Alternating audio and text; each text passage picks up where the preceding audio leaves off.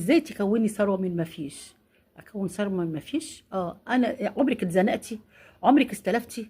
خدتي حاجه فلوس من حد؟ اتعرضت لحاجات يعني زنقات كتير عشان ما تبقيش ان انت محتاجه مثلا من حد وتستلفي والناس بيخبطوا عليكي؟ بصي، انا اتزنقت وعملت حاجات كتير جدا جدا جدا. اقول لكم على حاجه. انا مره قبل ما اخش طبعا الفيديو، ما تنسونيش في اللايك والشير. انا ومية كوبايه شاي معلومي. ما تنسونيش في اللايك والشير حبايب قلبي، وتعالوا بينا هقول لكم انا اللي حصل لي ايه يا حبيبه قلبي. اقول لك انا اتزنقت في ايه؟ اتزنقت في حاجات كتير جدا جدا، وكانش ساعات معايا فلوس. انا اتمتعت قبل كده، ولما جيت بقى في وقت الزنقه اللي انا بس انا ما قلتلكمش على حاجات كتير يعني. فانا اتزنقت في ايه؟ جيت مره بعزل من شقه لشقه. طبعا الشقه التانيه دي انا كنت محتاجه منها تمن، يعني مبلغ معين. خدت من الشقه اللي انا فيها ديت، كان في بيت حمايه وفي بيت العيله. ما حبيتش ان انا اقعد في بيت العيله يعني، بعد ما جبت الولد والبنت حبيت ان انا اعزل، وخدت شقه تاني في شبرا. الشقه دي كانت عايزه مبلغ، المبلغ اللي انا خدته من الشقه بتاعتنا القديمه دي مش مكفي المبلغ التاني. اعمل ايه؟ استلفت.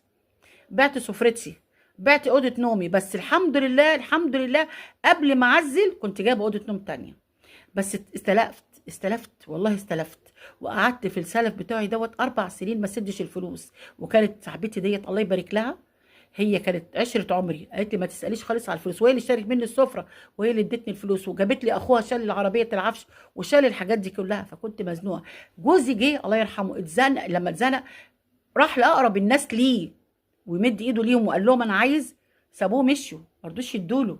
والله العظيم 3. وكانت زنقه زنقه، والحمد لله رب العالمين ربنا فكها علينا. ولما عزلت تاني من هناك ورجعت هنا دار السلام، خدت كسبت من الفلوس يعني، وخدت الشقه ديت والحمد لله رب العالمين. وربنا كرم وسديت الفلوس اللي عليا، والحمد لله رب العالمين سديتها. ما دي زنقه، مديت ايدي واستلفت. انا بقى لو كنت عامله حسابي، مش كنت دلوقتي ما استلفتش، وكنت دلوقتي عديت ايامي كده حلوه الحمد لله.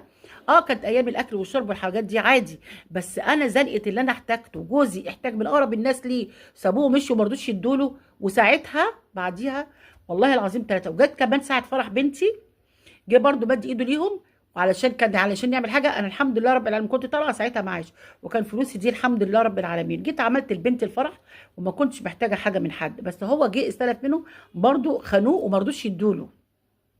اهو، اقرب الناس ليه ما رضوش يدوله. والله والله والله بعد كده جات له الجلطه. زعل وتعب وجات له الجلطه. ليه؟ لان مش شايل حاجه للزمن، مش شايله حاجه للزمن. عشان كده انا بقول لك ازاي تكوني ثروه وتبقي ثروه من ما فيش. ازاي؟ اقول لك انا ازاي. انا بقبض 5000 جنيه